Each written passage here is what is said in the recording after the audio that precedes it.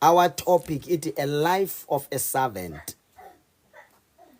Life of a servant.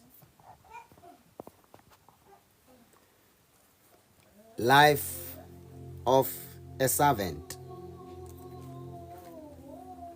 Oh dear Lord, help me, Lord, as I'm about to share the word in the name of Jesus Christ.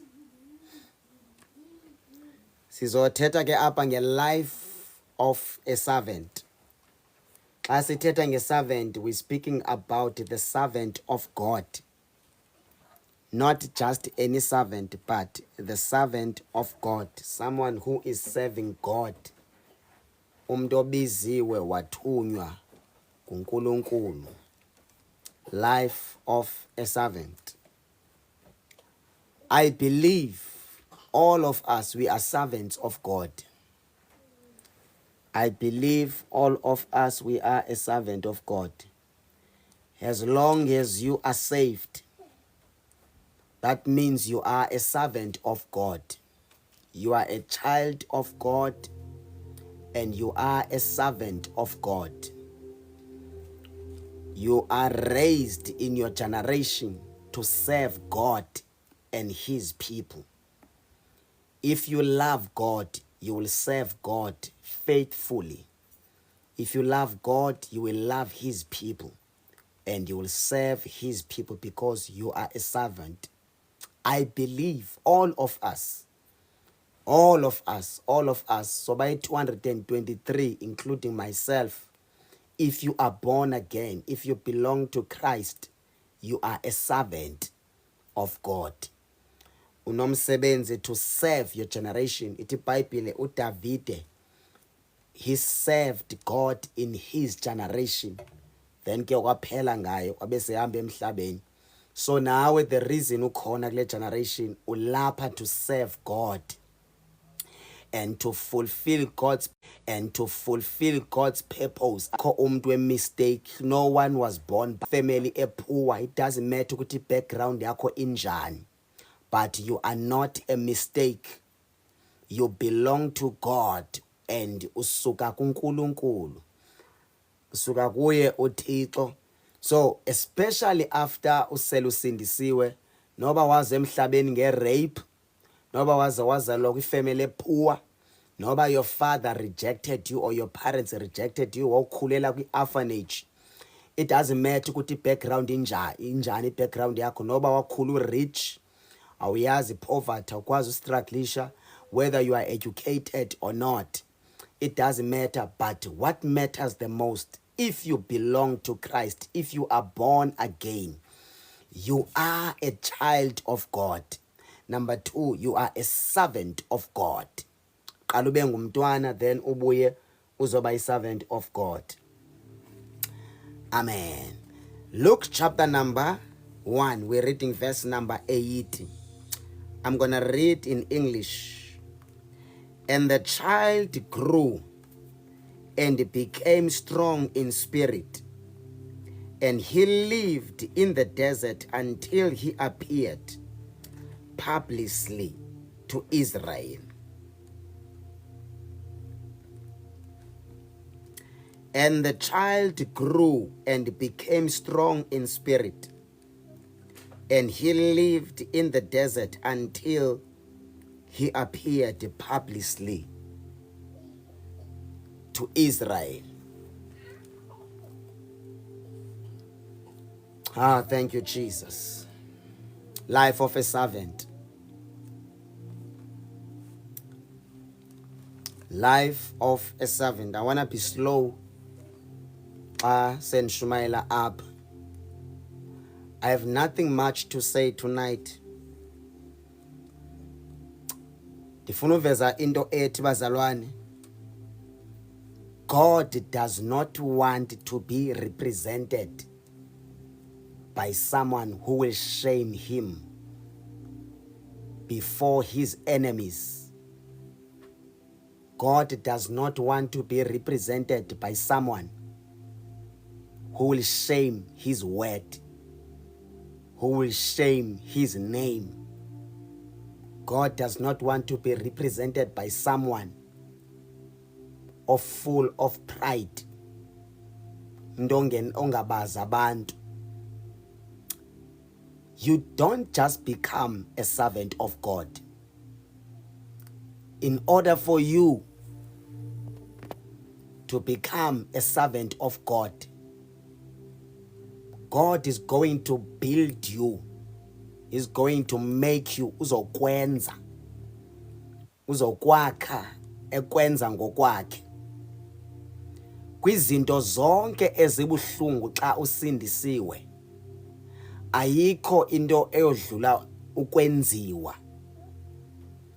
When the Lord is molding you, uThixo xa ekwenza ekubumba njengoJeremiah kwathiwa hamba iya endlini yombumbi, go to the potter's house because I have a message for you. Wathi xa efika epotter's house wafika ipotter iphethe udongwe elisebenza. Udongwe lalingamquestion lo muntu ophethe udongwe, but wafike yena wavumela uNkulunkulu, okanye udongwe lalivumela lo muntu oliphethe because lo muntu oliphethe ivision ikuye and nguyo yaziyo lento ayenzayo. So akumnandanga ukwenziwa. It's a process ukwenziwa nguThixo. It takes time. When God is building you, He takes His time. It could be years. Believe me, when God is building you, especially if you have a higher calling, you are in trouble. I want to be honest kuwe. If ubizo lwakho lu serious kakhulu,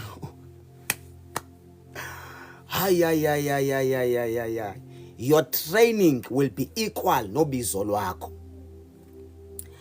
Izawulingana indlela uNkulunkulu azokutraina ngayo nobizo lwakho. Remember, God does not want to be represented by someone who will shame him in public before his enemies. uThixo udiniwe, ukhathele uNkulunkulu. He is tired ukurepresentwa ngabantu abazomhlaza nabantu abazohlaza igama lakhe. That's why ngoku kweli xesha lethu, even kwakudala kwa before, uNkulunkulu wayethatha ixesha xa build servant. God will always take time when xa ezobuild servant or a messenger, someone who will carry the message of God for his generation. Kawufane ube ne picture kaSivungu ashumayele a powerful message, a message that will impact your life forever. Xa unibone estratweni, unibone sendihamba nentombi, kissing girls, carrying amabhodlela utywala, surely you will be disappointed, because on the day I was sharing a message eyatshintsha ubomi bakho forever, on the day uba disappointed ngayo kum, hey, kuyabheda ngaloo mini leyo, kuye kubhede kakhulu. So that's why ke the city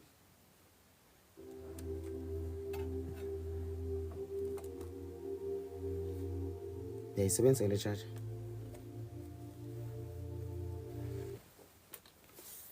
So I want to take my time as I share this message, because the message ebalulekileyo le kakhulu. If you have a calling, if you know you have a calling of God, this message is for you. In fact, this message is for everyone. This message is for everyone. Yabona, if uNkulunkulu phezu kwakho ubeke a higher calling,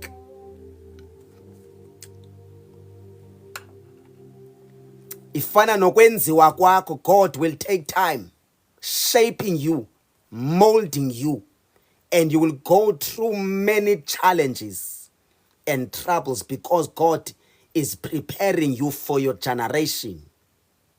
Uyakhiwa, uyenziwa for your own generation.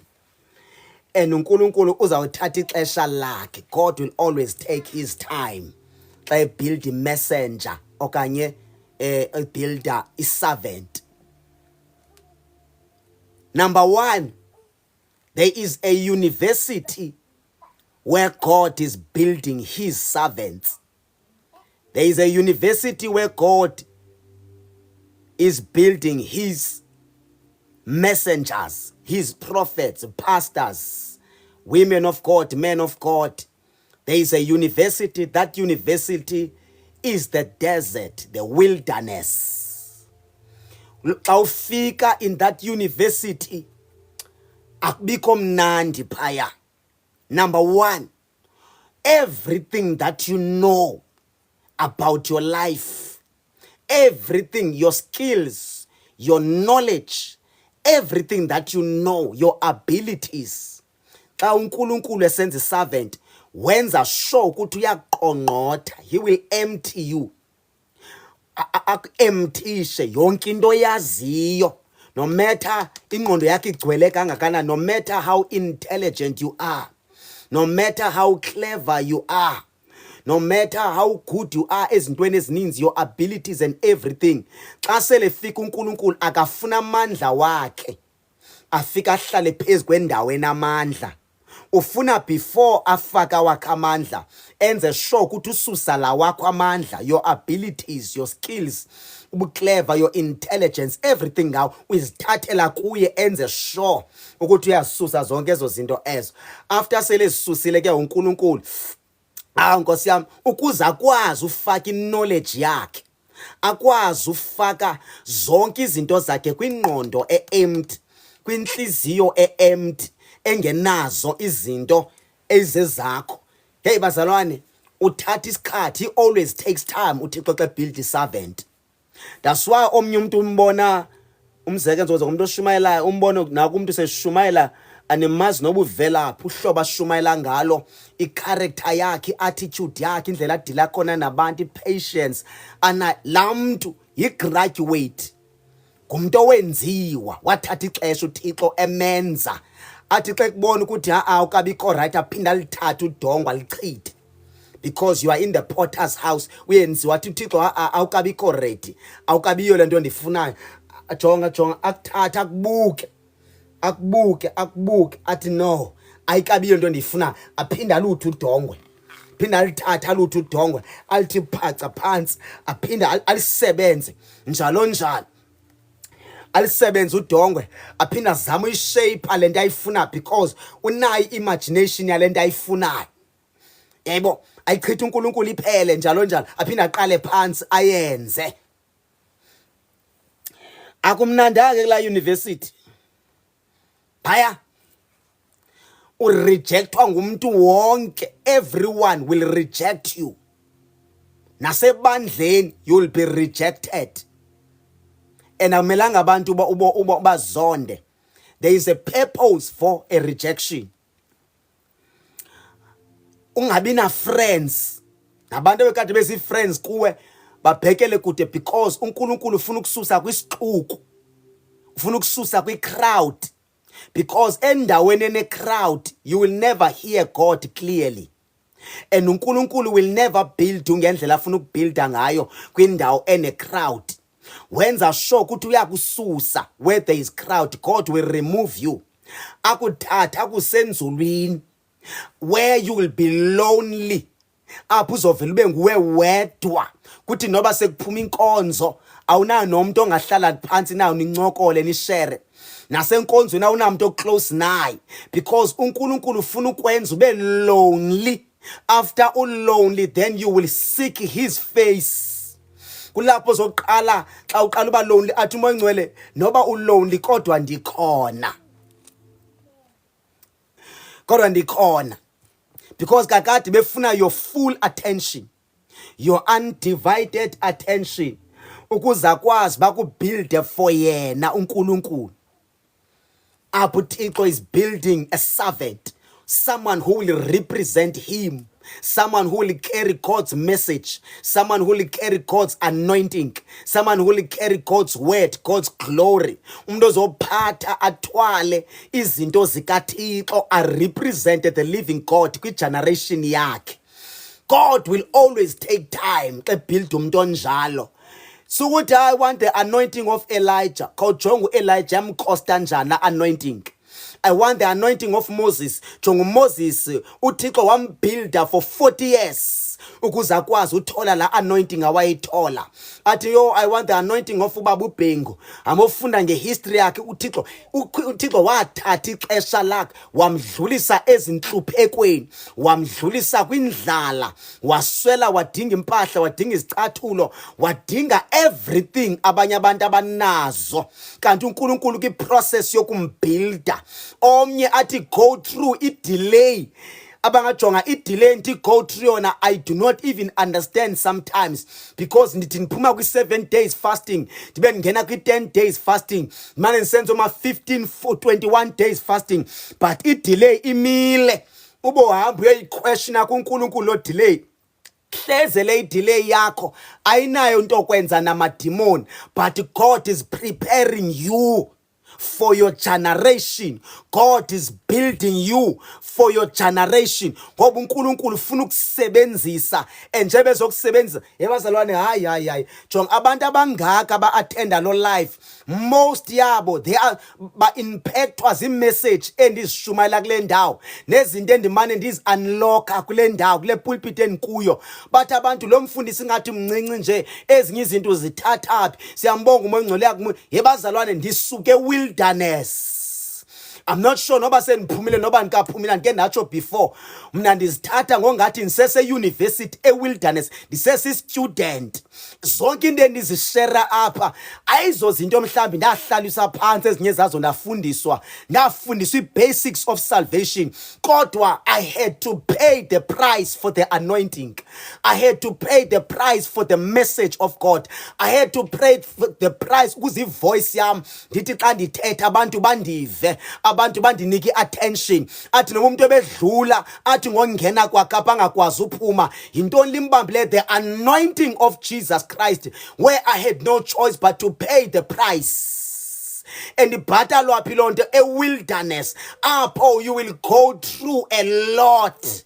You will go through pain sometimes. Uthi noba uyakhala, akekho umuntu okwazi ukosula inyembezi, akekho umuntu okwazi ukuthuthuzela akuvala umlomo, because ipain yakho is so deep ngaphakathi enhlizweni. You only need the Holy Spirit ozoku-understanda.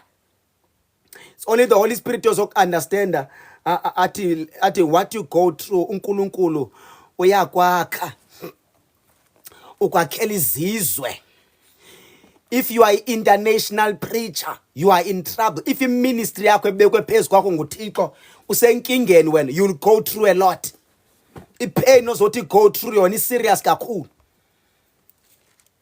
Ipain ozothi go through yona is-serious kakhulu because of i-ministry ephezu kwakho, because of your calling. Abanye they go through ama-challenges are-serious emtshatweni, because phezu kwabo uThixo uyabazi ukuthi phezu kwabo njengoba beke phezu kwabo i-challenges serious zomtshato, uyayazi ukuthi aba bantu, the reason they go through ezinto abathi go through zona emtshatweni, I am preparing them, I am shaping them ukuze kulunge imitshato, kuphele i-divorce in our generation.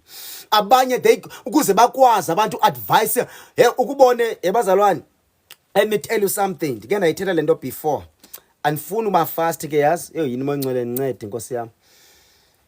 Cela ukhulula ibhatyi. Andifuni uba fast. I want to take my time, because namhlanje kuzokwakhiwa umuntu apha. Le shirt yami I'm not sure noma nozibona kahle na i-comments. I'm not sure noma nozibona kahle i-comments. Bazalwane, le shirt yami nami ndiyatsha, kuyatshisa apha. I want to take my time. I want to take my time. Yabona bazalwane, la tata kusakho umuntu yasetyenzwa pha. Uthi ke apha xa ebhala uLuke. Uthi xa ebhala apha uLuke, xa ebhala uthi, and the child grew and he became strong in spirit, and he lived in the desert. Xa ufunda ngicela uzifundele pha ekhaya, uqale ku verse number 1 uhambe naye.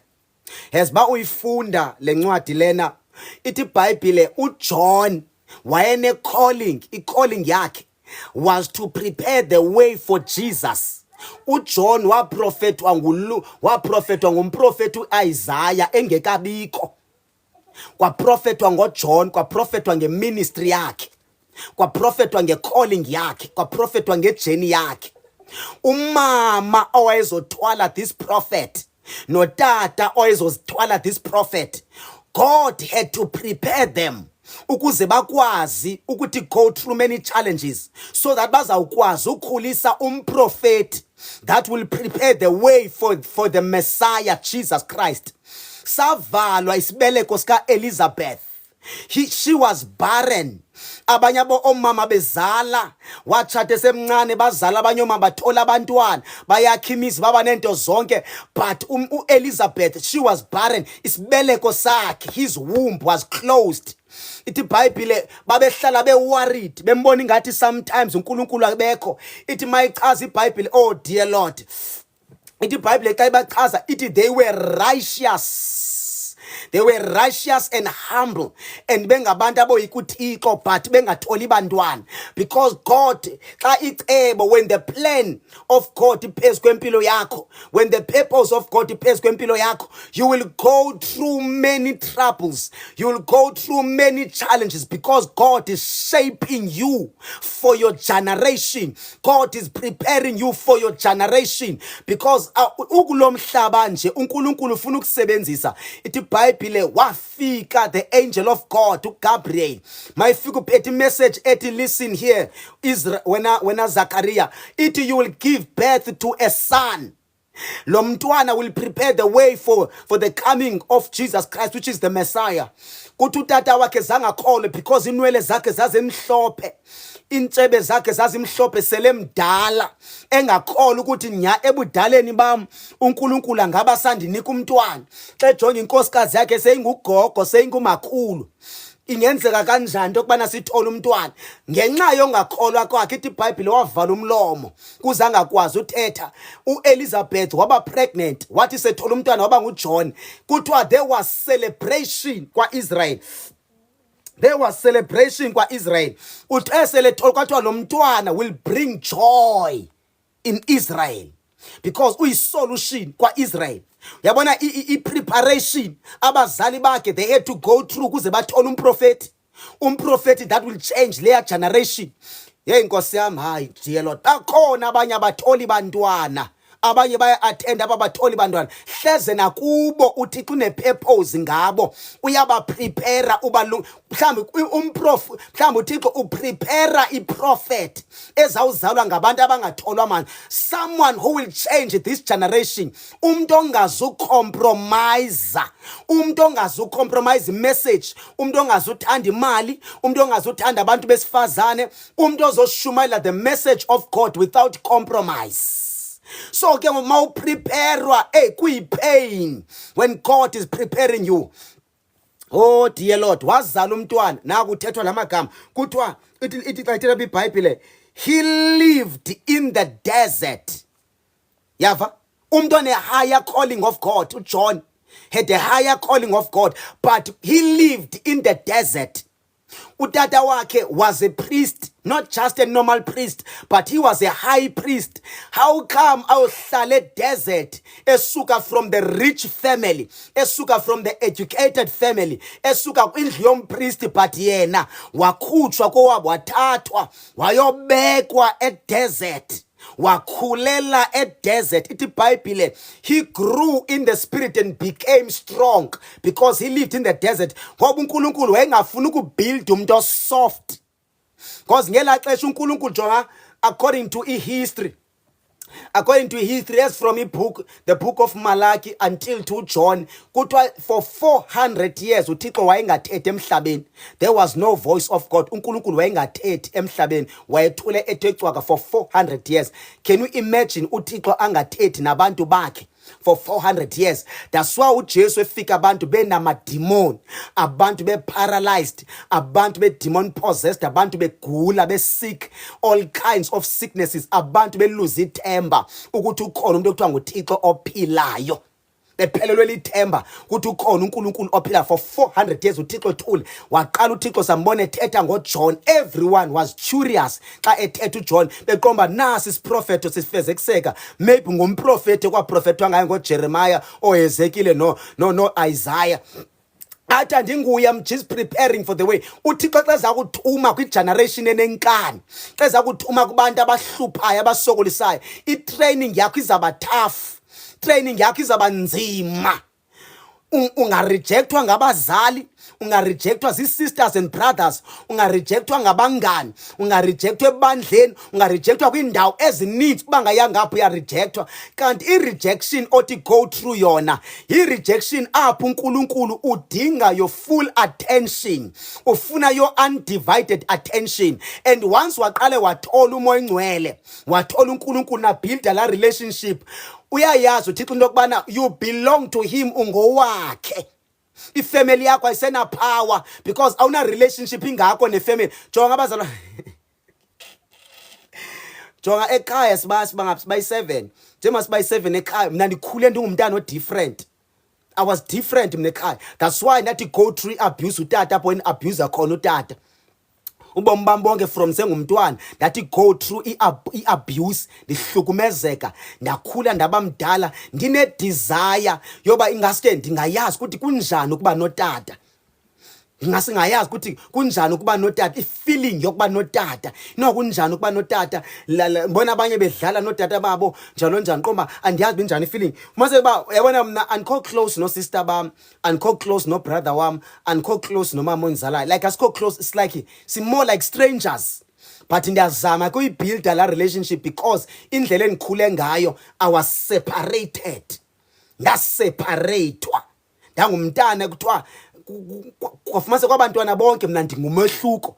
Sister bam no brother bam ihlobo abathandana nababhonde ngalo, even though mina ndibathanda bendithanda, but ayikho la connection because God was preparing me for el xesha loba ndikwazi ba ndizoshumayela. Ndandijonga kwathi xa kufika i-calling zange ndisokolise into yobana funeke ndincame ifamily yam. Anithi uJesu uthi if ufuna uthi uJesu phayana uthi follow me, number 1 uzincame. Alazi igama elithi uzincame e-English balithetha ukuthini. Uthi follow me uzincame. Ngamanye amagama uthi azothi ke if you love your father more than me, you don't qualify to be my disciple. If you love your father more than me, you don't qualify to be deny. Thank you so much. Deny yourself. You don't qualify to be my disciple. If you love your wife more than me, or your husband more than me, you don't qualify to be my disciple. If you love your kids more than me, you don't qualify to be my disciple. If you love your business, your farms more than me, you don't qualify to be my disciple. That's why umntu xa uThixo embiza ezamthuma zizinto zokuqala efuneke zincamile. These are the first things you have to deny. You have to deny yourself. You have to deny your parents. You have to deny your spouse. You have to deny your kids. You have to deny your career. Xa kuthiwa deny ithetha ukuthini loo nto? It means God must come first. God must come first. Everything must come last, but God must come first. Yi-principle yabantu abazosetyenziswa nguThixo abo. That's why aye isolate and set you apart, because ufuna ukuprepare for bakwazi ukusebenzisa. Ifamily yami nandonela kubafonela, ninjani, ndiyanikhumbula wethu, ndiyanithanda bla bla bla. Even senigodukile nibheke ekhaya ananti ingaka nancoko ingako. Not that ndine problem nabo, ndiyazama uyibuilda la relationship. But abana problem na mama na problem nabo. It's just that indlela uThixo andenze ngayo wandenza ndisengumntwana. That you go through many things. Why? Ngela xesha ndandise desert. God was preparing me for this generation. God was preparing me for my generation. God was preparing me for wena. Kuze namhlanje nikwazi bandihlale kule ndawo ndikushumayeze nawe be encouraged. After encourage uzokwazi uphakama kuloo ndawo kuyo and start serving God's purpose and uqalise ukuserve uThixo and fulfill God's purpose about your life. If you have a calling of God, a higher calling, noba calling yakho injani, you will go through a pain. Abanye benu batrainwa before bengekasindiswa. So ithatha kancane lento, bakhona abantu abatrainwe nguThixo bengekasindiswa. Besesezonweni, God was preparing them. Bathi xa besindiswa, uThixo wafaka isalvation, wafaka i-teaching, wafaka izwi lakhe, wabe sekhawuleze basebenzisa. Uzibuza ba lo muntu usandosindiswa akudalanga esindisiwe, how come asetyenziswe fast kangaka uNkulunkulu kanti lo muntu watrainwa before asindiswe? wamprepare uNkulunkulu kwa before asindiswe. Bakhona abaprepare before basindiswe. Nalowa awulala estradweni somthatha kancane, nalowa umbona estradweni ingathi akalutho, sumthatha kancane hleze la muntu kwi preparation where God is preparing yena lo muntu lo. Uyava uthini pha uNkulunkulu? Uthi until he appeared publicly to Israel. Uyabona uNkulunkulu akafuni into yokubana hambe omrepresenta engaqalanga wakuprepare and process you. God must mold you, must build you, must prepare you before akuthume, before akusebenzise. Yebazalwane, khanizibuze kutheni ni disappointed kangaka kubafundisi be last generation. Ask yourself, why abafundisi be last generation besiwa kangaka? Why besohlulakala kangaka? Why abazali be disappointed? Why be compromise kangaka? Abanye bazange bangene university, abanye zange baprepare, bavele basindiswa bangeniswe epulpit. That's why beza ku disappointa. Uzibuze njani ebengumfundisi kodwa uthanda amantombazana? Chincha amantombazana. Why lo muntu lona engakhathali? Why engenalo uthando? Why engenakhe? Zanga prepare, akazane university lo muntu. Zanga graduate, ayo graduate le he drop out. Umuntu wa drop out. That's why benchilo last time dilapha disithi umuntu one calling of God, a servant of God, unama mark, une mark ezichaza ukuthi lo muntu graduate kwa I message yakhe iba different, umthandazo wakhe uba different, I ministry yakhe iba different. Why? Because akashumayeleli yena, ushumayelela lo amthumileyo. Oh dear Lord. That's why when God is preparing you, sungxamela ugraduator. Akumnandanga edesert liyatshisa ilanga. It's hot in the desert. At night it's cold in the desert. There are vultures, there are snakes, there are snakes in the desert. Eagles, izinto ezitha xa zikubona khona zifuna ukudla. That's why no Israel had to go through a desert before bawungena kwi promised land. God is not gonna use you until you allow him to prepare you. Noba kudala ukhala uzibona ngathi ku delay too much. If uyaboma kudala ndithandaza rebuking demons but lento ayichinchi. Hleze uqalisa umamela umoya ngcwele ba moya ngcwele. Xa kunjena, what must I do? What must I do? Ngamanye amagama funeka uvela uhlale phansi uthi let your will be done. Worship him. Mkhonze. Nqule, seek him. Funa yena. Funa ubuso bakhe. Thandaza uthi Lord, I want you.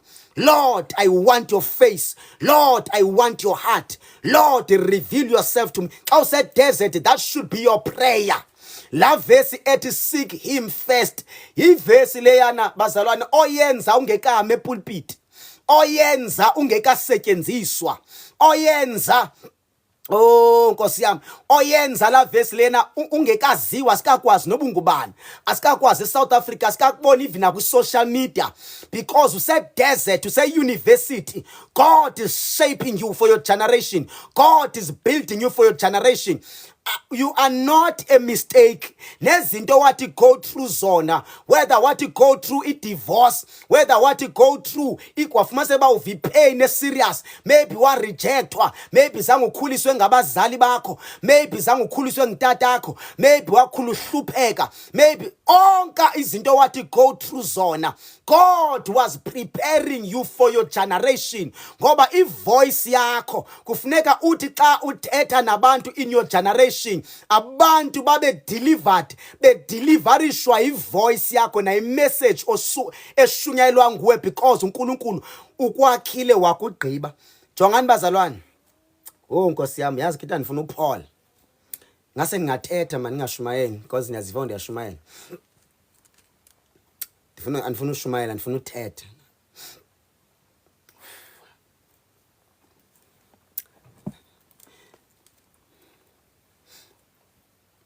Yo akumnanda uprepare ngithixo. Unowa wakhumkhumbi wenza 1 2 3. Do you think it was easy for Unowa to be prepared for that ministry? uNoah surely ngela xesha wayepreparwa for uba abuild umkhumbi for i-calling yakhe to save that generation. What to go through many challenges, serious challenges, because i-duty yakhe, i-calling yakhe, i-purpose of his existence was to save his generation. What to go through many challenges. Kungekho umuntu othandazisa uNoah. No one was praying for Noah. No one was motivating Noah. No one was why man city, come on, carry on, man of God. God is with you. Unga give up. Why yedwa? Because yedwa right nothixo. He was only one who was righteous. When umbona uNoah seyakhela onke lamkhumbi and wayelalele onke ama instructions, wathatha onke ama patterns wayifumana kuNkulunkulu, wenza according to kwenza kaNkulunkulu. Thina sizobona umuntu osele egqityiwe nguThixo. Yebazana xa ubona umuntu osetyenziswa kakuhle nguNkulunkulu obonakala ngathi uperfect, iprocess hayi ibuhlungu kakhulu. Iprocess yokwenziwa nguThixo, yokupreparewa nguThixo ipainful. Kubuhlungu kwenziwa nguThixo. Very painful ukushapewa nguNkulunkulu, shaping you for your generation. Abantu basindiswe emveni kwakho, baprosper, baphumelele, babheke phambili. Wena usajikeleza endaweni eyi-1, abantu bakubuza ii-questions into yokubana kutheni wena uThixo angade akuphendule, why kuyinto ezinthini zingade zenzeke, kanti uNkulunkulu uyakuprepare for into enkulu azokusebenzisa kuyo.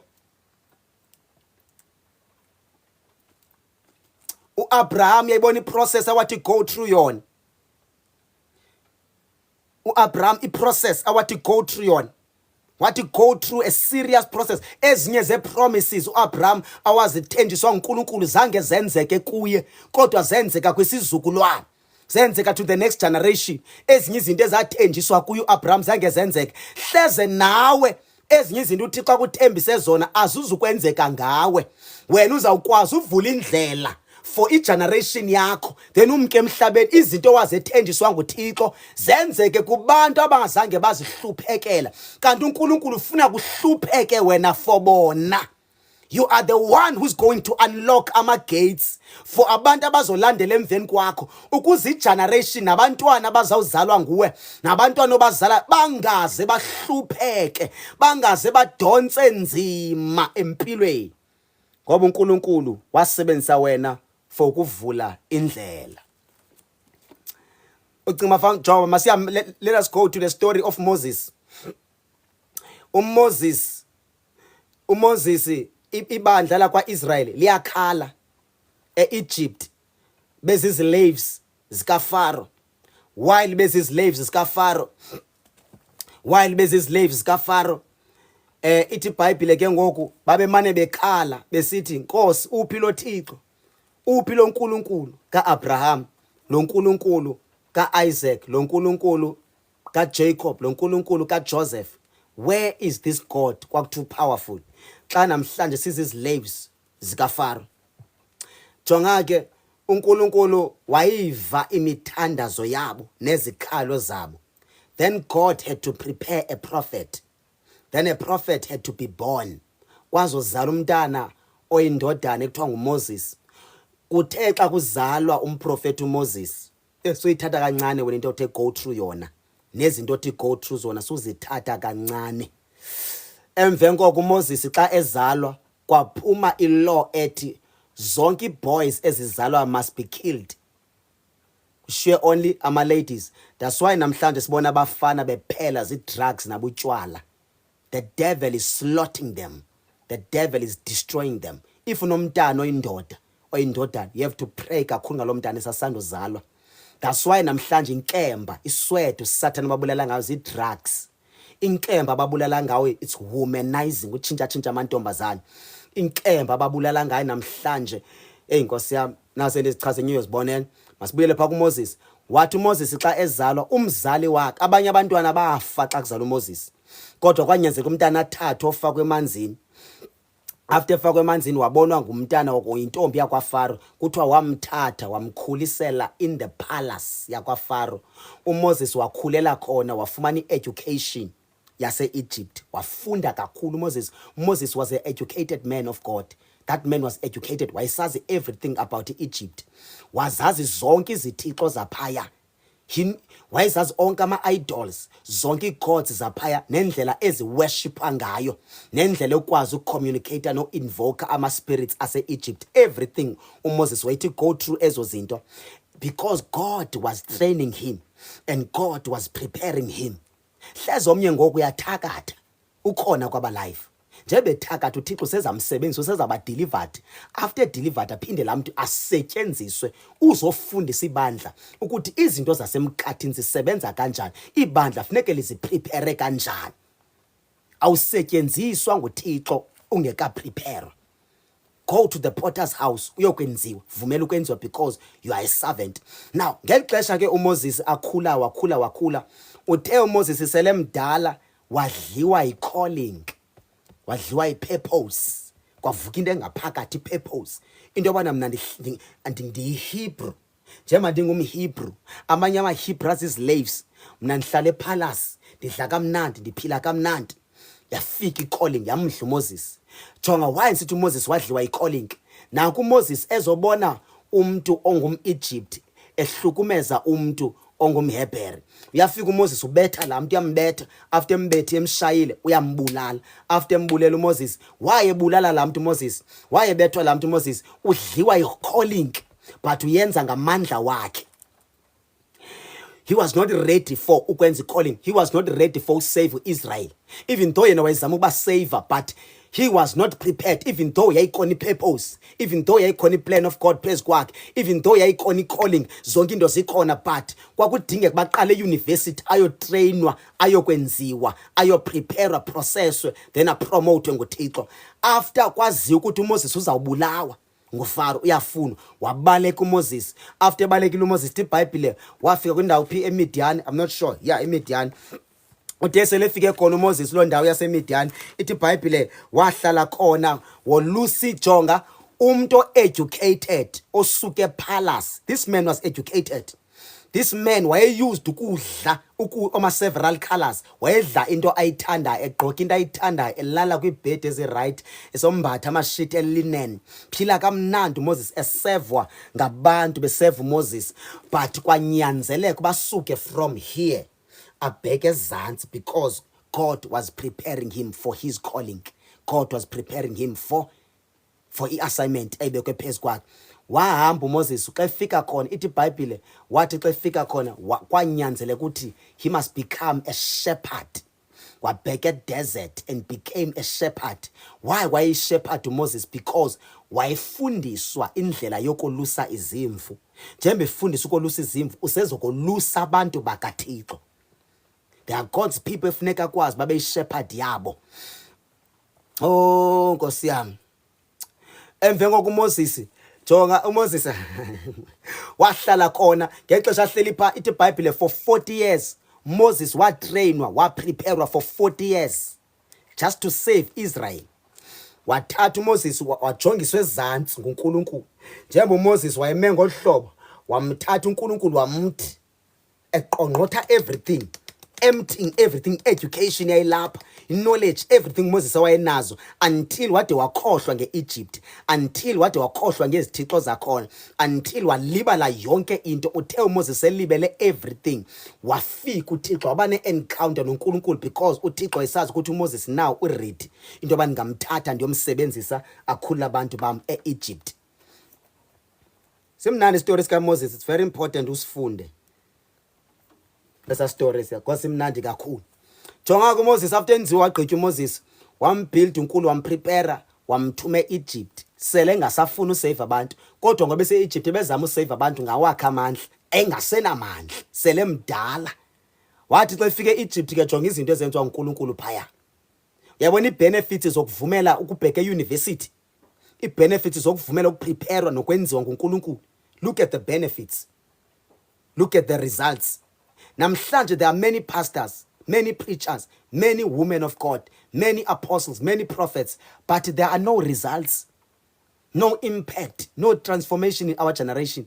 Kunqabe even the voice of God. Into nobangela walento azange baye e-university, abanye azange ba-graduate, abanye bazi-graduate abona. Umuntu wathi xa sigraduate esithi mna ndihamba ndoshumayela ngoku kudala ndilindile, athi umoya ingcwele awungaya kodwa wazi ukuthi awuhambi nami. Ungahamba ngegift yakho, nayo igift yakho, ungahamba ngento ethile. Kunabantu uThixo osabadinga back euniversity, already basepulpit, already bayashumayela, already bakhokhela abantu, but uNkulunkulu sababizele euniversity. Ndizolumkisa wena ke, ungavumi ugraduate, no matter how painful it is, no matter ithatha isikhathi, whether it takes time, but allow God to prepare you, allow God to process you. Uzobona xa sowugqitywe nguThixo, no one will ignore your voice. Your voice will be the voice of the voiceless. Uzawuthi xa uthetha, people will listen. Fumaniseke uba ungumntu oneentloni, ungumntu oligwala, ungumntu uyawesaba amehlo ufana na mos mna ndingomntu onje mna ngokwenature yam, ndingumntu ndiyawoyika amehlo mna ngokwenature yam. Kodwa xa sendime pulpit ndithetha ude ubomba ngaphela ne-2 hours ndithetha. Kodwa xa ndohlikile pulpit sometimes ndiyaxaka bafama ndithini, ndiyazithandela nje uzihlala nomoya ingcwele, ndizingcwele nomoya ingcwele njalo njalo. Nomoya ingcwele uyayithanda kakhulu nba ndiyabe ndohlala naye. The same thing if you can study the character of Jesus, uzombona ukuthi uJesu indoda yayingandwebanga uJesu, indoda yayizithulela uJesu xa if you can study character yakhe. But when it comes to serving God, wayiba bold and fearless. Sizovala ke bazalwane. Abanye bazofuna ndivale. Now sizovala ngoku. Nanti ngaka ngizoqhubeka ndiyithethe. Nanti ngaka ngizoqhubeka ndiyithetha namhlanje. Ndizama uveza into ethi uyenziwa. Ndizotsho nje namhlanje ba vumela ukwenziwa. Allow God to prepare you. That's why abanye kusithoma bangenoma 7 days fasting. Bayotho ngenoma 3 days fasting. Abanye kuthiwa ngenoma 10 days fasting, 14 days fasting. Njalo njalo. uNkulunkulu uyakwakha, is preparing you. Allow the Holy Spirit to process, allow the Holy Spirit akwenze. Uzaxa sowugqityiwe. Jonga kunento endifuna uyijonge pha kuJohn. Yabona if you can study the story of John. John, I'm going to read Matthew chapter number 3 before I close. Before we pray and close. And fun the emotional message. John, ndifuna chapter number 3. Matthew chapter number 3. I'm going to read from verse number 1. In those days, John the Baptist came, preaching in the desert of Judea, saying, repent, for the kingdom of heaven is near. This is he who was spoken of through the prophet Isaiah, a voice of one in the desert, a voice of one calling in the desert, prepare the way for the Lord, make straight paths for him. There's something in verse 4 is as to verse number 4. John's clothes were made of camel's hair. Yava into yobana wengagqoki fancy. This man, when it comes to glamour, indoda engenandaba noba ingqoke kanjani leyo. Into wayijonga into yokubana basindisiwe na abantu, bawuthole na umyalezo, message abantu, bawuyifumene imessage endiyithunyiwe. Wayengazijonga into yobana ndinxiba isuti e-1000, ndinxiba isuti isihlangu sami se-3000. Wayengenayo loo nto leyo uJohn. Wayengenandaba ukuthi ugqoke kanjani. Into awayesho ngayo ukuthi imessage bayifile na abantu. Yava yona nto yayimenzela iwari uJohn was the message nakuyo. Eyona nto wayekhe ngayo, it was the message. Because what will transform abantu, I do not have a message. I do not have a message for my generation.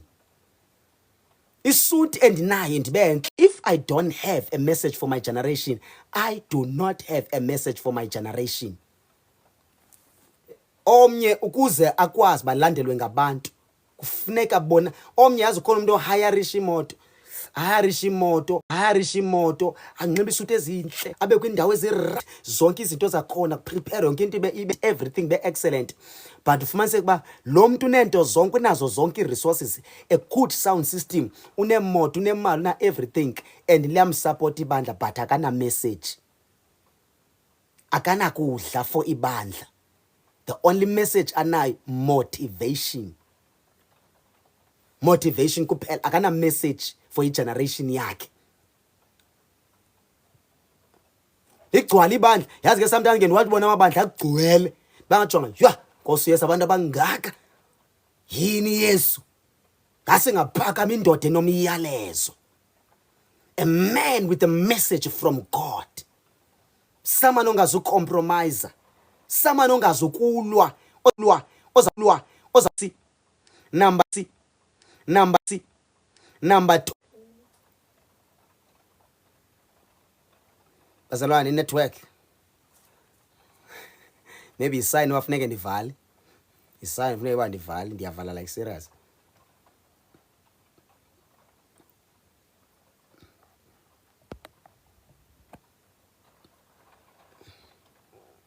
Okay, twaseyibuyile ndicela ufuna Matthew chapter number 3 verse number 5, then we close. People went out to him from Jerusalem. People went out to him from Jerusalem. Jerusalem is a big city. From Judea is a big city. And from the region of Jordan. Confessing their sins, they were baptized by him in the desert. Jonga, uJohn yavuna ubana wengagqoki ifence, wenganxiba ifence, wengenanto zifence, and wayehlala edesert, ehlala ngaseJordan. But imessage awayenayo, his message yabangela abantu basuke from Jerusalem, basuka abantu from Judea, basuka abantu from all the big cities, bahambe baya kuJohn just to hear the message from God, bayokuva imessage evela kuNkulunkulu. Nkosho ke network Nkosi yami.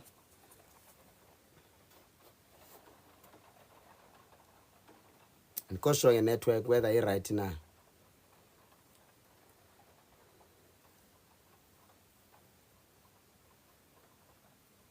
Okay, yabavana abantu besuka kwindawo ezikude baya kuJohn, bashiya indawo ezifensi, bashiya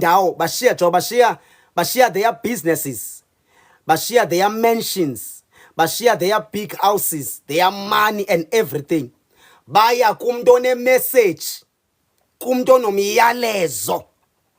Bathi xa befika khona kuthiwa they confessed their sins. The rich, the educated, the poor, everyone was confessing izono zakhe before John, because John was the man owayene message kula generation before kuphakama uJesu ahamba ushumayela. So bazalwane, if you do not allow the Holy Spirit to prepare you, how are you going to serve God in your generation? How do you expect God to use you in your generation if you don't allow him to prepare you? So allow the Holy Spirit to prepare you. Mvumela uThixo akwenze, mvumela uNkulunkulu akubuilde. Jonga naku uJob wathi selenemali zonke na everything uJob, kodwa ithi iBhayibhile walahlekelwa ibusiness nge-hour A1, ibusiness yakhe yaphela yonke. Number 2, wafelwa ngabantwana abayi7 bonke same time.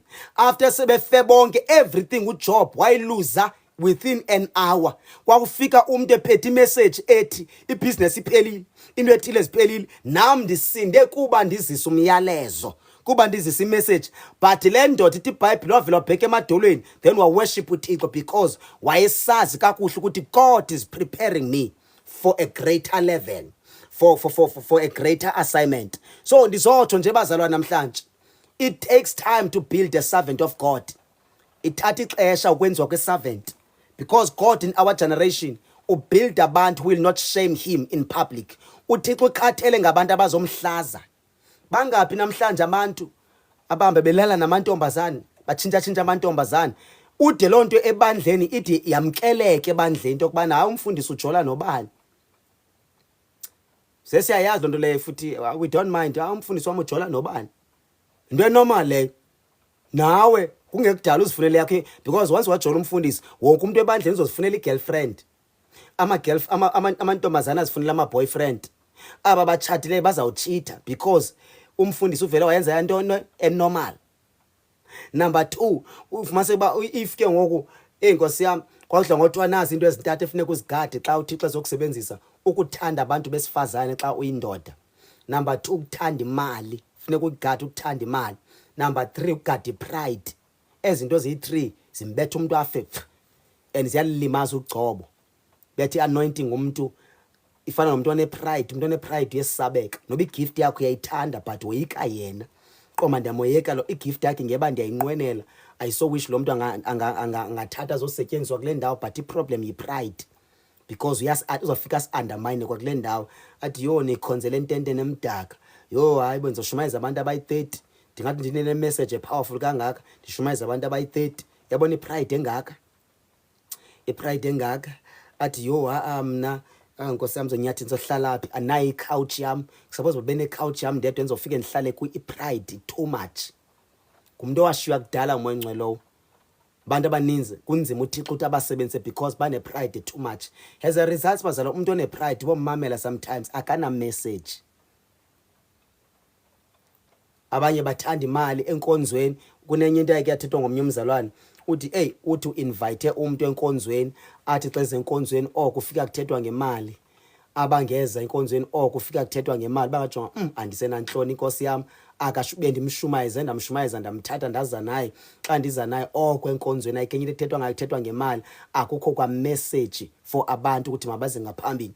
Omnye usisi wade waza special, wasuka kwindawo ekude waza special, uthi mfundisi ndifuna uzokwamkela uJesu, ndibangangena kuleni inkonzo ababizwa abantu bamabazokwamkela uYesu.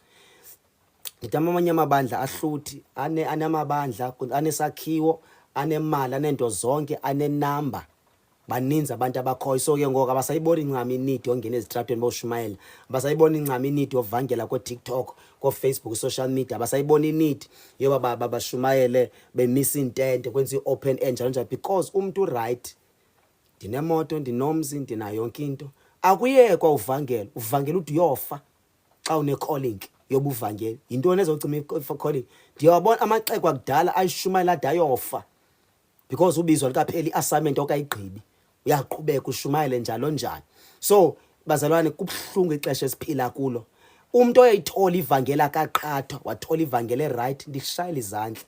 Wena owavele wasindiswa wathola ivangeli right, noba wasindiswa kuloo ndawo wasindiswa kuyo bakhonza beyi-3, what matters the most kukuthola the original, the genuine gospel of Jesus, ukuthola ivangeli right, ivangeli ezokuthatha ikusekude. Uyabona bazalwane, if bekuthiwa sonke amabandla right a-good, ngeke ngekho nje emhlabeni. Uyabona aba base-university ngoku bengekho need yoba side si-invite abefundisi boshumayela e-university bekhona abazalwane. Bebezosetyenziswa abazalwane because bafundiswa, batrainwa, babhildwa, then bafike basetyenziswe phaa. Bathatha ngoza nabantu ebandleni besuka nabo phi e-university. Kulaa ndawo osebenza kuyo bengazi bakho need yoba kude kuze umfundisi azoshumayela ukhona. Nguba uzoza nabantu because uThixo wamvuma ukuthi akuprepare, akwenza kugqibe. Kulaa mall osebenza kuyo uThixo uthembe wena ngalaa mall.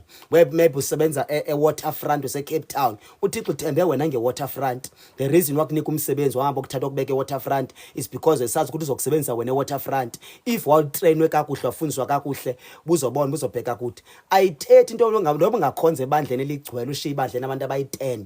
If elabandleni abantu abayi-10 line-presence of God, line-message yokukwazi ukumbhilda umuntu, limshape for the next generation, elo bandla li-right. Elo bandla elo li-right kakhulu because funeka sikwazi uraise abantu abayi-quality, abantu abazokwenziwa nguThixo, abantu abangazothi bekhonza bayapenika into yokubana ndikabi namoto, bayapenika ndikabi namali, ebazalwane mna ndisahamba ngenyawo, ndizahamba ngenyawo i-distance ezinde ndihambe ndiyoshumayela. Kuneendawo ngoku kunabantu ebesindiswe ngeconference ebesinayo kwalapha ePinetown but bakwindawo ezikude, andikakwazi yakhona because andinamoto, but indlela endenza ngayo ndimane ndibafowunela, nise-right inkosi yam, bendiqomba ndiyafuna uyoshumayela kwezaa ndawo abakuzo because surely bangasuka phaa baze kule ndawo endikuyo, which means ikhona uThixo into afuna uyenza nakulaa ndawo abakuyo. But andinawo ama-resources ohamba ndiyofika khona, but every platform endiyithola ndiyakwazi uba ndiyisebenzise, nento endinayo ndiyayisebenzisa njalo njalo. I don't complain, I'm waiting for my time. God is gonna remember me andinike ama-resources, kodwa kungumthandazo wami ukuthi Thixo ezinye izinto unganiki sendimdala. seningasenawo amandla okugijima mandizithole ngisengumuntu omtsha kuze nikwazi uleqa indawo ezininzi kwalapha eKZN kwalapha eSouth Africa because ndifuna ufikela kwindawo ezininzi eSouth Africa. Ndifuna uyoshumayela eMpumalanga, ndifuna uyoshumayela eLimpopo, ndifuna uyoshumayela eFree State, ndifuna uyoshumayela eEastern Cape, ndifuna uyoshumayela eWestern Cape, ndifuna uyoshumayela eFree State, ndifuna uyoshumayela eNorthern Northern Cape, eNorthwest, ndifuna uyongena eZimbabwe, ndifuna uyongena eBotswana, ndifuna uyongena kwezinye indawo. Noba ndishumayela ngoku apha kuTikTok kodwa ndiyafuna ufika kuloo ndawo okuyo physically. Fike kwenziwe imvuselelo kushunyayelwe abantu bakaNkulunkulu bancedakala because abanye badinga deliverance ezokwenziwa physical, abanye badinga ufundiswa physical. Ayithethi into yoba ube sebandleni elikhulu elifense nento zonke, but if alikwazi ukuprepare likwakhe likugqibe for a purpose of your existence, nkosi yami uzawuguga ube mdala ube nwele zimhlophe uthi uhambe emhlabeni bajonga akho kwanto uThixo wamenzela yona emhlabeni. Wawubheka enkonzweni ufike uyohlala phansi because zange wenziwe. Vumela ukwenziwa. Vumela ukwenziwa. Mina ndiyayazi ukuthi ushumela ekonzweni noSunday school yedwa. Abantwana abana 5 nabana 10 years. Mase komdala una 11 years kwa una 10 years. Nikhonza apho nithandaze njalo njalo. Uthi usacimela uthandaza kakhulu babone sebephumile bakushiya bonke abantwana bajonga bandishiyile ezingane inkosi yami uqhubeka uthandaza uwedwa ke apho uzulazula uthandaza uqoma njengoba uthandaza inhliziyo yakhe manje ijonga efestileni ba akho noyi-1 na ongenayo. Yebo, sometimes yakwazi uconnect sound system shumayile ubili ube manzi abantu bacima kugcwele xa befika ngaphakathi bengena abantu lo muntu uhlelo Sunday school but imessage yakhe itheni powerful kangaka enikhupha endlini mase umuntu hey nansi imessage yandinceda kodwa kutheni bembalwa kutheni bengekho baninzi. Ndiyayazi naleyo pain injalo, ndiyayazi nishumayela abantu basindiswe bathi sebesindiswe bakushiya apho xa be right baye kwamanye amabandla because abanolidwa ngumuntu omncinci, abanolidwa ngumuntu ongenamali. Zonke ezo zinto ezo zazi painful kakhulu apha kum until I understood that God was preparing me. Ngoku mina nisapanic noba sikhonza sibayi 3, I don't panic. Aba bayi 3 I make sure ukuthi ndiyathulula ndiyagalela qha. Even kwalapha ku TikTok andifani ndijonge inamba ukuthi sibangaphi phaya abantu abangena apha babukeleyo. Mina ndiyashumayela qha because apha ndizela uzoshumayela. Nongangenanga nongasangeni uyasazi isizathu sakhe. Maybe uThixo befuna bangene for ezo ntsuku zincinci. Lezo ntsuku zincinci. Wabo ezo ntsuku ezo zincinci nje aphinda hamba omnye umuntu ebezele imessage yakho ayithola after ethola imessage yakho hamba wabheka phambili. So ndizama uzoveza into ethi ke mina I don't panic kodwa before ndandipanic. Qoma yo ndiyapanika Thixo. Yini ndiphuma kwi7 days fasting. Yini Thixo ndivangela kangaka ndishumayela kuthanazela abantu baphile futhi imessage ndiyayiva nami ngondishumaya ukuthi hey le message inamandla ngabanceda abantu if bekuthiwa kugcwele apha bengancedakala abantu abaninzi kodwa kugcwelanga uNkulunkulu inoba why kanti uNkulunkulu uyandibuilda uyandenza njalo njalo. John again ndingake ndibe honest apha kuwe mina ke ndibone imvuselelo zakhe zabantu bakudala ama revival abantu bakudala fumanise kuba umuntu umme phambi kwabantu abayi 5000. Ndidla ngosho ndithi mina Lord I'm not ready uma phambi kwabantu abayi 5000 unless you can give me the anointing yokuma phambi kwabantu abayi 5000 because kwa i-anointing yokuma phambi kwabantu abayi 5000 it's a sacrifice ukuthola olagcobo lokuma phambi kwabantu abayi 5000 bonke bancedakale same time. Mase bangiyama njengoba mephanga phambili uNkulunkulu uyakushape ubuild i-character yakho ubuild i-attitude yakho ukubuilda i-language indlela yokudila nokuthetha nabantu uyakubuild ukwazi ukulead abantu aba-educated abantu aba-open minded abantu abazokwazi ukuchallenge with questions. uNkulunkulu fumanise kuba uyakuprepare uyakubuilda for indlela ezininzi. Hey uNkulunkulu xa kwakhe abazalwane uyakubuilda yebo ngathi ndifuna ulead abantu abaninzi i-preparation izaba njalo ke nayo you will go through many challenges as serious. So uNkulunkulu bazalwane makasincede uNkulunkulu masincede fumanise kuba omnye umfundisi womama i-right character lamfundisi unothando unecare ukunikeza attention. Why enje lo mfundisi inoba kazenzisi kanti umuntu wabantu wenziwa wagraduate euniversity akacomplain ukunceda abantu akacomplain athi sephuma enkonzweni inkonzo iphumile ebeshumayele ethanazela abantu edeliverisha abantu abanamademoni athi xa egqiba aphinda hoya abantu. Yebazama mina ndiyakwazi ukuthi ndiphuma enkonzweni ndiphuma nje enkonzweni xa ndiqala uhlala phansi ndibamba iplate necephe xa ndiqala uba ndizawukha kukuringa ifone xa iringa ifone uyayibona ndiyibeke phansi icephe hello unjani? Hey mfundisi, ndine problem serious up. Ndijongene no 1 2 3 4 5 6 7. Abanye bayadla phaya. Njalo njalo. Emve ndimthandazele. After ndimthandazele mfundisi ndiyabonga right. uYesu undincedile. Xa ngiqala ukha amacephe ayi3 or 4, iphinde ngene iphone call. After ngene iphone call, ngomnye umuntu udinga iprayer, ngomnye umuntu udinga advice kwinto ethile, njalo njalo. Yebo, mase kuba izinto ezinjalo awunokwazi ukumelana nezinto ezithile if azange utrainwe. Awunokwazi ukumelana nento ezithile if God did not prepare you. If uNkulunkulu zange akwazi ukwenza, awunokwazi ezinye izinto ukumelana nazo. Uthi uphume enkonzweni ukhathele, kusenabantu efuneka uhlale nabo phansi bazohlambulula. Bona abazalwane bahamba bayotya, athi omnye mna ngeke ndilunge mna abazalwane, ngave ndivala ifowuni okanye ngavele ngane izinto ethile okanye ngihambanjani buya ndinibona. Ufumanise uba wena ukwazi uyenza, inhliziyo yakho wayinikwa, the heart that you have ayifani nabo. Awukwazi abantu ungabaniki attention, uvela ufilishe guilty once abantu ungabaniki attention le ebebeyifuna okanye beyidinga. Akukho izwi bayi-servant of God. Kunezinto othi xa uzenziswa moya ngcwele, omnye umuntu athi yo I don't understand, but how do you manage? Ufumanise kuba ndaprepare maybe for 6 years, sakhiwa just character yodwa for 6 years. Yamthatha uThixo for 6 years to build my character, to build my attitude, nendlela yokudila nabantu, nendlela yokuleader nabantu. Ndidla ngothi xa ndithetha kubazalwane, be careful who is leading you and umjongo ukuthi ukuleade laphi, because it's either umntu omnye ufumanise kuba omnye soze ukwazi ufulfill purpose of God ngenxa yomuntu okuleadayo, ngumuntu ongena revelation, akambulekelwa zimfihlelo nazinto zasezulwini, because ngumuntu ozikhathalele yena more than ukukhathalela izimvu zikaNkulunkulu. Mase kuba kunezinto ngwena, no matter how powerful you are, no matter how loaded you are zinto zasezulwini, but ufumanise kuba ukwindawo ongasoze uhambele ndawo kuyo. Into ebalulekileyo ukuthi makugcwala inamba. After kugcwala inamba, ubukho bakho pha yona into ebalulekileyo ukuthi ibe khona. But ufumanise kuba awukhuli, you don't grow spiritual, you don't grow kwizwi likaNkulunkulu, you don't grow in prayer. There's nothing ekuchallenge emthandazweni, there's nothing ekuchallenge kwi-fasting, there's nothing ekuchallenge kwinto zikaMoya Ngcwele. Kunezinto ongazazi esidibenisweni noMoya Ngcwele, the baptism of the Holy Spirit. There's a lot ongayazi, there's a lot ongayazi, but kudala usindisiwe because uye enkonzweni ufika uhlala esitulweni. Yebo, njalo njalo. So bazalwane, ndizama uveza ukuthi uThixo uyamakha umuntu wakhe, and akazi ukuthi uThixo xa ekuvusa akuvuse ungena character, into ube ne character right, kufe iappetite okuthanda amantombazana, iphele la appetite okuthanda amantombazana, kufe iappetite okuthanda imali. Fumanise ba njengoshumayela, you don't preach for money, itarget yakho ayo mali, kufe iappetite okushumayelela inamba. Yes, kubalekile ukuthi abantu abaninzi basindiswe, but mase ngipriority yakho ayo number ukuthi aba baphambi kwama basindiswe, babe right, babe le quality uNkulunkulu ayifunayo. Kufe iappetite ye-pride nokuthanda izikhundla, iposition, zonke ezo appetite enze sure ukuthi uMoya Ngcwele uyazibulala. Kufe zonke izinto zokuthanda izinto zezwe. Mase ba usindisiwe, but you are more like i-celebrate, ufuna ba i-role model yabantu. Mase ba ufuna ba glamorous, indlela ophila ngayo ngathi uli-celebrate, but uyi-servant, bengathi uli-celeb. But man, li-celeb eli, this is not a servant. Mina ndizibonela i-celeb. Yoba khona abantu bazalwane athi senikwa i-platform nguThixo ame phambi kwabantu abaninzi, but ufumanise kana message. Kugcwele i-celebs, kugcwele abantu abaninzi angabi na message. Yo, yabo le nto yenza inhliziyo ebuhlungu le. Yabona le into so nika i-platform yokuthi naba abantu thetha umuntu avakho.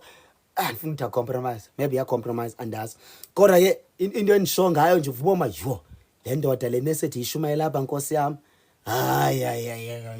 Ayindincedi nami ngondibukeleyo.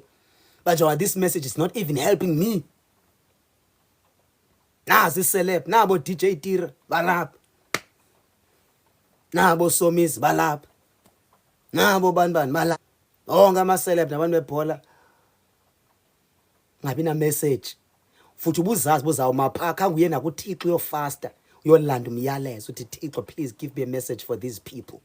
Xa ndime pha, and Lord give me the grace and the anointing yokuthi xa ndithetha isandla sakho kube khona i-move of the Holy Spirit, nomuntu ongayazi touch kaMoya Ngcwele abanjwe sisandla sikaMoya Ngcwele, akhululeke abe delivered.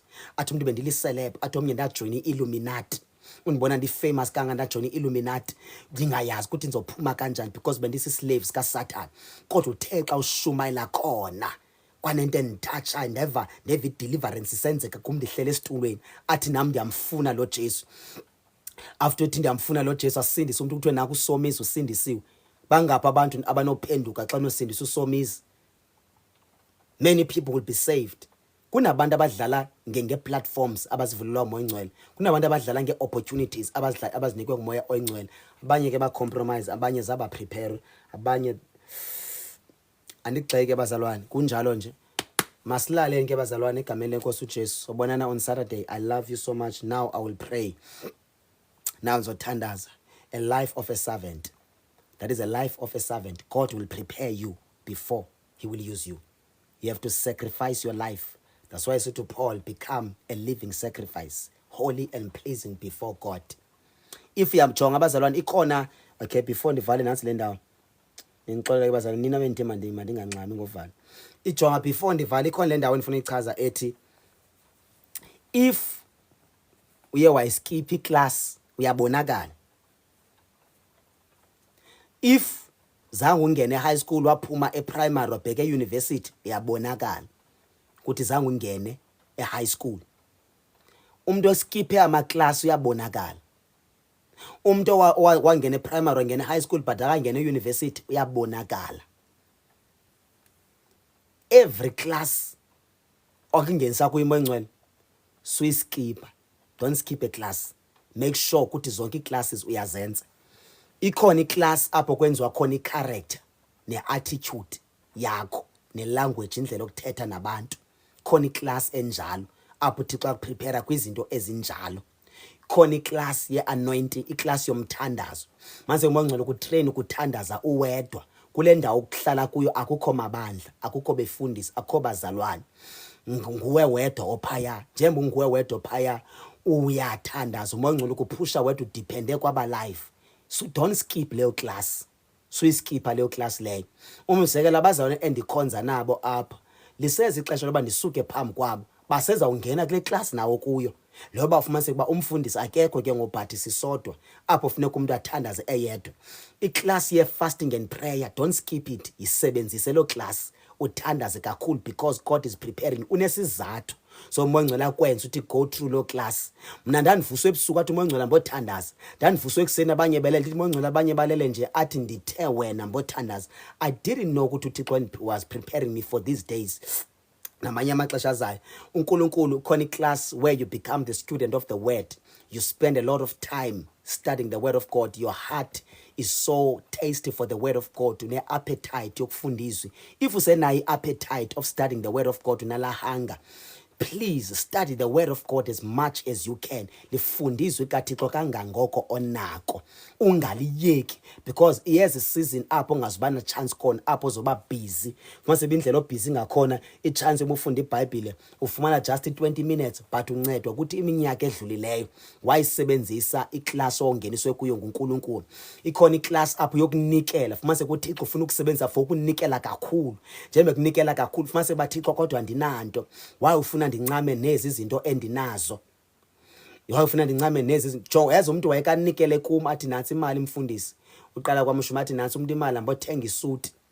Kuba endibona ndi enkonzweni mase kuba hey phakathi kwabanye abashumayeli ingathi nditsala nzima mina ndinamali.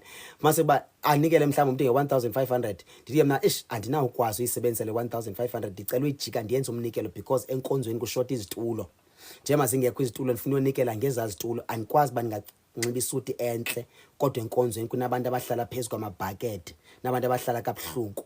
So ndiyabulela umnikelo wakho ndicela ujika lo mnikelo ndiwenza izitulo. Omnye akwazi banikela into ethile aboma umfundisi into ethile ndiyabona unayo.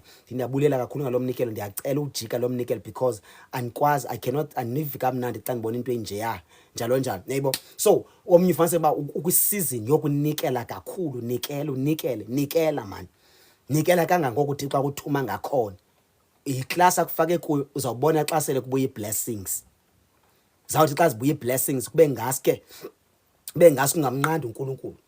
Yabona xa soblesswa nguThixo kuba ngasuthi wo uNkulunkulu stop God. Ezingaki iblessings zazithini. Yebo. So nikela kangangoko nako if uThixo sakuphusha ukuthi nikela noba uzibona ingathi awunanto zininzi indlela zonikela njalo yenze yonke lonto investor uvumela uMoya Ngcwele masingaskiphi neyi1 iclass Don't skip any class. Uzobona xa sele zibuya ezinto. Uzomana usithi wow. Yazi uzenisebela ubizo wathi omnye umfundisi eshumayela uThixo nami so sakhuluma when it comes to calling enhlizweni. Mase ba ndiyashumayela already but enhlizweni anikalisabela ubizo. Anikalivume ubizo kodwa ndiyashumayela. Yebo.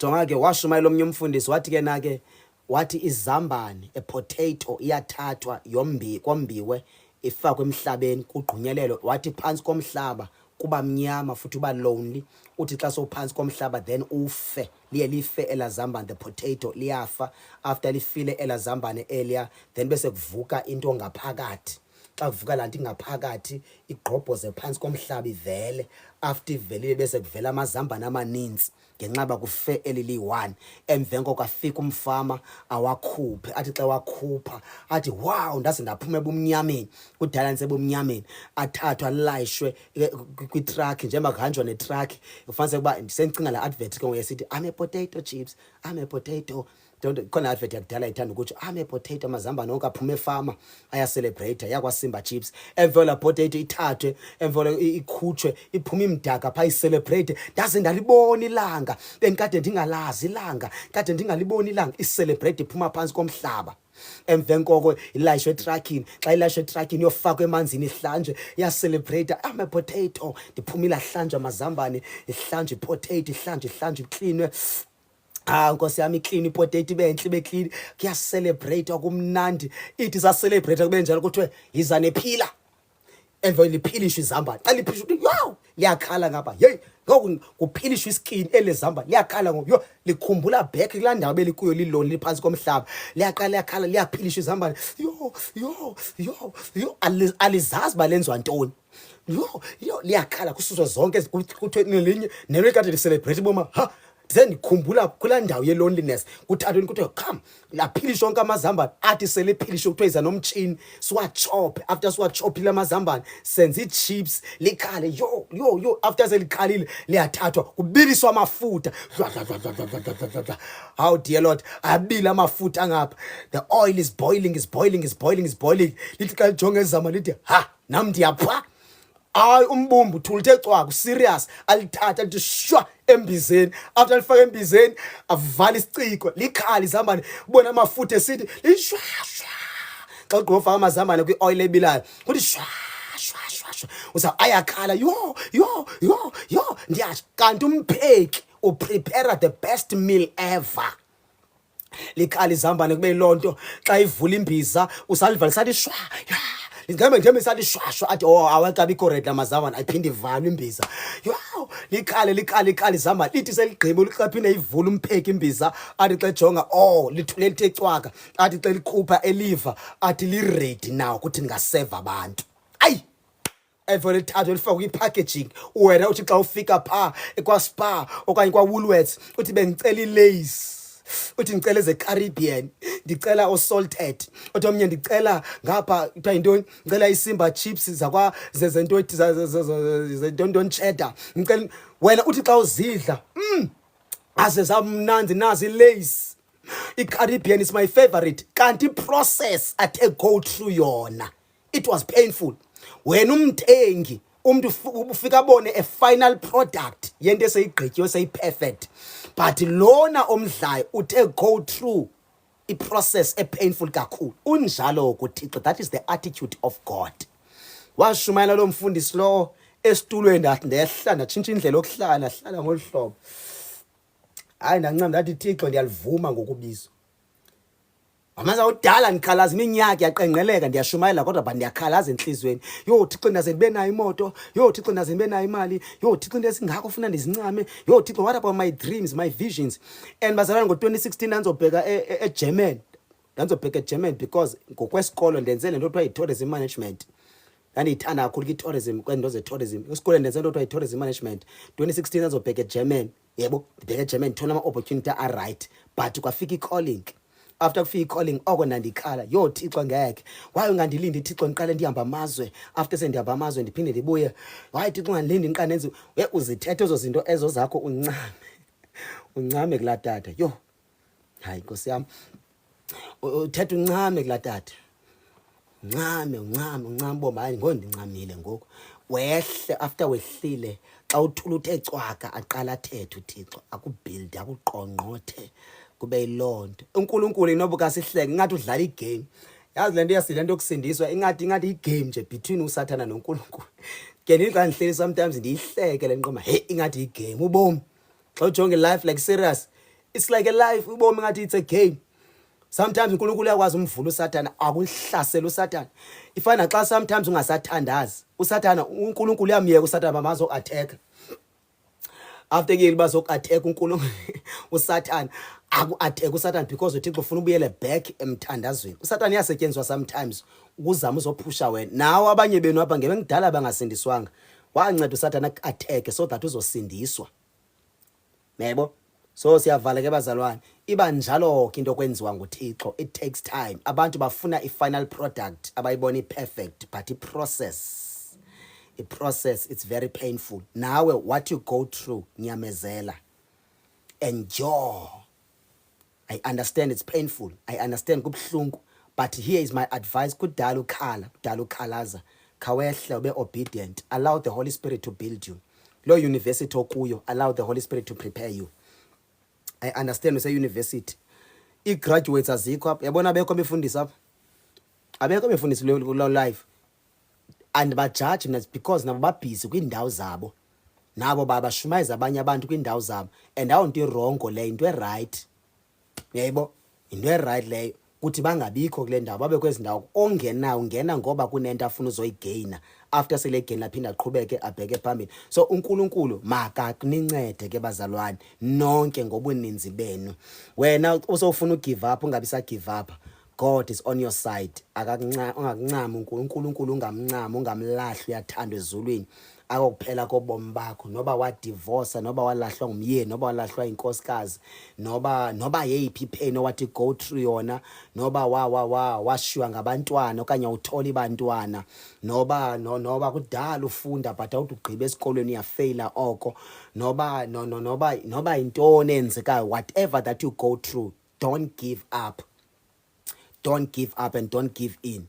Just keep on praying. Listen to the Holy Spirit. I understand sometimes uyidumani sithi yondikhathele mina ku fast kudala and fast ndithi ndiphuma kwi5 days bengena ku7 days ndithi ndiphuma kwi10 days bengena kwi-fasting entsuku ezithile uboma mina ndidiniwe ngokufasta yebo boma ndikhathele mina ku fast njalo ungapheli imandla carry on qhubeka ubheke phambili ngegama lenkosi uJesu seNazaretha ukhona apha phakathi kwenu yes bandi ndiqhubeka nishumayela apha onoze achaza athi usifungwa kekho right ukhona apha phakathi kwenu onoze atsho athi usifungwa is going through a lot niyayibona loo nto apha kum nibona mna ndi right and most nibona ngathi uThixo yamnceda usifunga njalo yovu uThixo yamnceda usifunga ntontoni uyasetyenziswa usifunga uThixo pha if ungazi izinto endithi go through zona if ungazi ubone izinto endithi go through zona if ungazi ujonga i-attacks endithi go through zona if ungajonga izinto nami endizidela kuzo qoma entweni ethile ndiyazidela but uyibona lonto ndibona wena ndi-perfect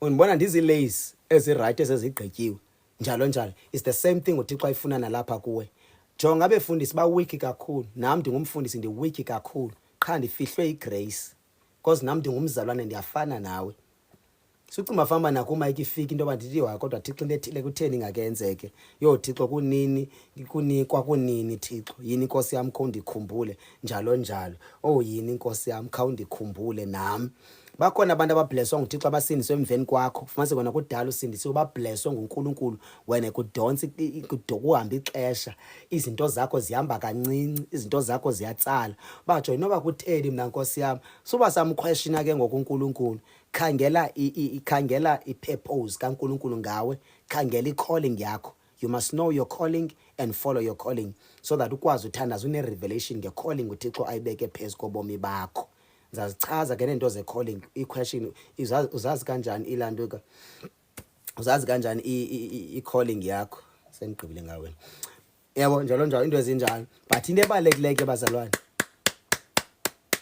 you are a servant of God and God is going to prepare you if ubhanka ama-class if you're going to skip the classes we will never know ukuthi kwake kwaba nomuntu okuthiwa nguwe so yokungcwaba singayazi noba kunomuntu okuthiwa nguwe because zange usetyenziswe in your generation kodwa umoya engcwele uyafuna ukusebenzisa Funa ukwazisa lonto wonke umuntu umoya ongcwele ufuna umsebenzisa.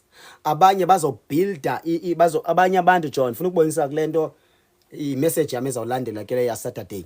Abanye abantu apha bazobuild yabona mos ngoku njengoba ndingumuntu oyindoda before ndisindiswe nankade ngigqoka oskini jean ezibhlukwe zifike zikuminca zikuzoba yebo ndandinxibe ezabhlukwe eziyawugqwama njalo njengoba ndihamba ndinxibe ezabhlukwe eziya zento zenza kwandi ubutabani. So it's a sign ukuthi ke ngokunqabe abazalwane abakwazi ukuthunga abasi-fashion designers abazalwane abazokwazi into ababathini bathunga impahla isuti zabazalwane ezi-right nesuti ezikhoyo xa uyothenga isuti funeka uyijongisisise isuti ba ibhlukwe injani because andisayiqheli ibhlukwe endibambayo andikwazi uyinxiba kwa ibhlukwe endibambayo. Yebo abanye uNkulunkulu uzaba prepare mase kune vision enjalo uThixo uza kuprepare ka akuncede. Omnye une vision of building imall, omnye vision yokuqala ifama, omnye vision yokuqala into ezithilethile, omnye vision yokwenza into ethile kudalo zama ifama but ayidiphumelele njalo so incama lo fama le if liphupha lakho so incama lo fama le because abazalwane hleze uThixo uprepare because of uzathi xa kufika ipersecution nazo zonke izinto ezenziwa ku-government wase South Africa kanti ifama yakho yiyeza unceda abazalwane nabantu abaninzi. So lento uThixo kulungisela yona qhubekeka nawe wena uqoma isikolo ndiyasithanda but andide ndigqibe esikolweni kudala ndizama njalo akude kufikeke kule ndawo endifuna ufika kuyo. Keep on pushing, don't give up because kunabantu abaninzi abazoncedwa i-education yakho because we are a kingdom njalo. So ndizama uveza into ethi do not give up. Omnye une ministry yokuqokelela abantwana esitratweni athatha abantwana abafundisa abanye uthi sobafundisile bamoshe benza into ezirongo njalo. Don't give up, keep on usenza lonto le nto umoya ongcwele athi yenze, just do it. Okubaluleke ukuzodlula zonke before we close, listen to the Holy Spirit always. The last part yibhale phansi into umoya ongcwele ayithethe kuwe, yebhale phansi into ezithethwa kum ndizibhala phansi zonke. Ngicela ke